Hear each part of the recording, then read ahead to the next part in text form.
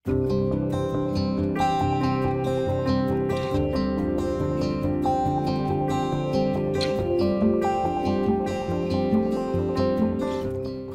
en welkom by vandag se formasiereis.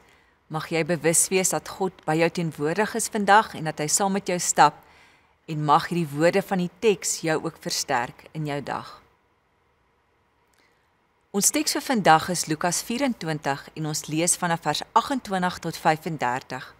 Maar voordat ek die gedeelte lees, wil ek net kortliks vir jou vertel wat gebeur in vers 13 tot 27 en jy is welkom om dit ook verder by die huis te lees.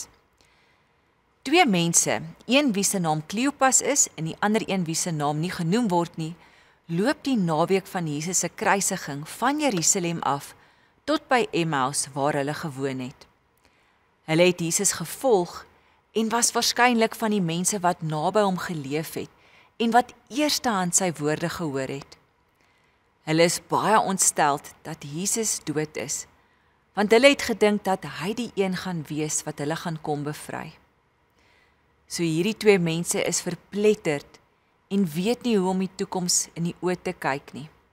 Hulle is teleurgesteld en moedeloos en Jesus kom, hy sluit by hulle aan sonder dat hulle weet dat dit hy is en begin saam met hulle loop en gesels.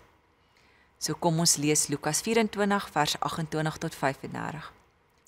Toe hulle by die dorpie aankom waarin hulle op pad was, het hy gemaak of hy verder wou gaan. Hulle het egter by hom aangedring en gesê, bly by ons, want dit is amper aand en die dag is al verby. Toe het hy ingegaan om by hulle oor te bly, en terwyl hy saam met hulle aan die tafel was, neem hy die brood, vra die seun, breek dit en gee dit vir hulle. Toe gaan hulle oë oop en hulle het hom herken, maar hy het uit hulle gesig verdwyn. Hulle sê toe vir mekaar, het ons harte nie warm geword toe hy op die pad met ons gepraat het en vir ons die skrif uitgelê het nie. Hulle het dadelik opgestaan en na Jerusalem toe teruggegaan. Daar kry hulle die 11 en die ander mense bymekaar en die sê, die Here het regtig opgestaan en hy het aan Simon verskyn. Toe vertel hulle wat op die pad gebeur het en hoe hy aan hulle bekend geword het toe hy die brood gebreek het. Nou wanneer laas was jy verpletterd of net moeg en moedeloos?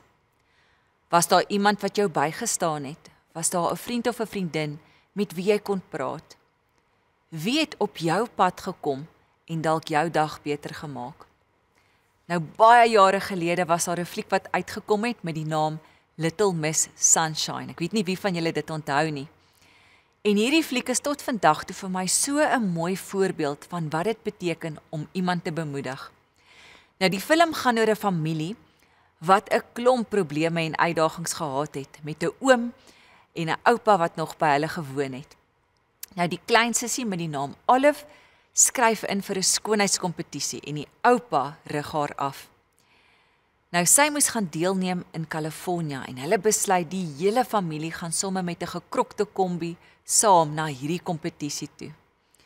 Op pad kry hulle 'n klomp probleme, soos byvoorbeeld die pa wat hoor dat hy 'n groot kontrak verloor het en die oupa wat sterf. In die kombi is daar ook Olive se tienerbroer wat 'n moeilike knaap is. En alwaaroor hy droom is om eendag 'n vlieënier te word. Nou, hy maak 'n besluit dat hy glad nie gaan praat totdat sy droom waar word nie. Nou hier op pad in die kombi, op pad na California toe, speel hy en sy sussie met verskillende kleurkaarte 'n speletjie.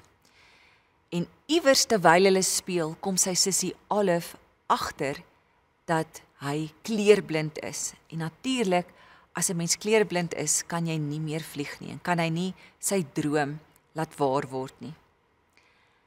Hierdie broer is so teleurgesteld. Hy begin skree en hy kap sy vuiste teen die dak van die kombi terwyl hy skree dat hulle die kombi moet stop. Sy pa trek af en hy hardloop weg van die kombi terwyl hy skree. Intussen is hulle eintlik laat vir hierdie kompetisie, maar niks wat enige iemand doen kan hom oortuig om terug te klim in die kombi nie. En dan is daar die mooiste gedeelte in hierdie film. Olive, die sussie, klim uit. Sy stap in stilte na haar broer toe. Sy gaan sit langs hom en sy sit haar arm om sy skouer. En sy sit by hom in hierdie hartseer. En haar teenwoordigheid en omgee, deur net saam met hom te wees, maak dat hy opstaan en weer in die kombi kom klim. Die verhaal van die Emmausgangers help ons om opnuut te kyk oor mense in ons lewens. Jesus sluit by die 2 mense aan en stap saam met hulle. Hulle nooi vir Jesus in om by hulle oor te bly en daar by 'n gewone ete besef hulle dat hierdie persoon in hulle huis Jesus is. Die teks vertel so mooi van hoe hulle harte warm geword het en hoe hulle uitgegaan het om te vertel dat Jesus leef. Jesus stap elke dag saam met ons, maar hy stuur ook vir ons mense op ons pad. Dalk is dit jou klein sussie wat haar hand om jou nek sit as jou toekomsdrome verbrokkel. Dalk is dit die WhatsApp boodskap van 'n vriendin wat sê sy dink aan jou. Dalk is dit die drukkie wat iemand vir jou by die werk gee. Hoe oop is jy vir mense wat God op jou pad stuur? Ons dink baie keer in moeilike omstandighede dat ons alles self moet doen en dat ons nie mag sê wanneer ons hartseer en gebroke is nie en dat ons nie mag hulp vra nie. Tog het ons ander mense nodig en moet ons onsself oopmaak vir mense in ons lewens. Ons lees in die Bybel dat ons as kerk God se liggaam is. Ons is God se hande en voete.